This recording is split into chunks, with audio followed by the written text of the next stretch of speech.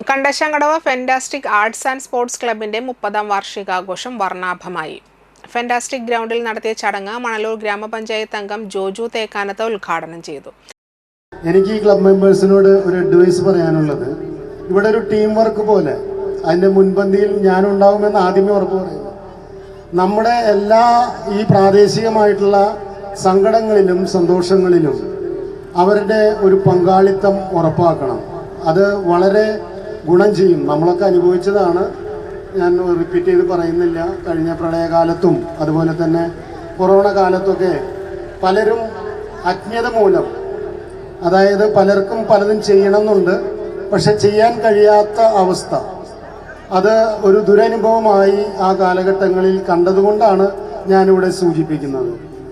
ഇഷ്ടംപോലെ ചെറുപ്പക്കാർ ഇന്ന് പള്ളിയിലെ അമ്പായാലും അതുപോലെ തന്നെ വിഷു ആഘോഷങ്ങളായാലും ഓണാഘോഷത്തിനൊക്കെ ചെറുപ്പക്കാരുടെ നല്ല സാന്നിധ്യം കാണുന്നുണ്ട്. പക്ഷെ ഇത്തരം കാര്യങ്ങളിൽ കുറച്ച് പുറകോട്ട് പോയോ എന്നൊരു സംശയമുള്ളതുകൊണ്ട് ഞാനിവിടെ പ്രതിപാദിക്കുന്നതാണ്.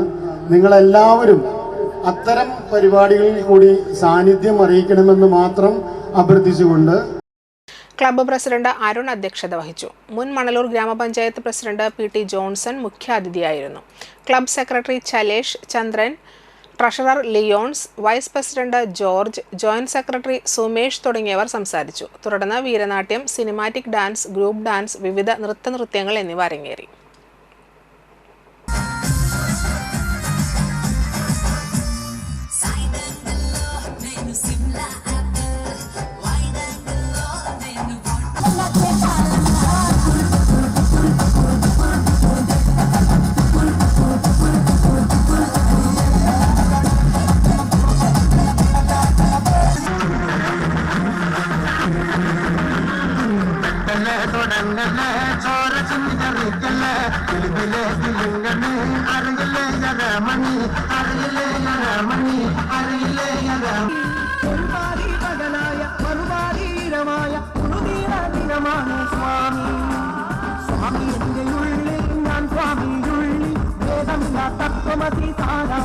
സ്വാമി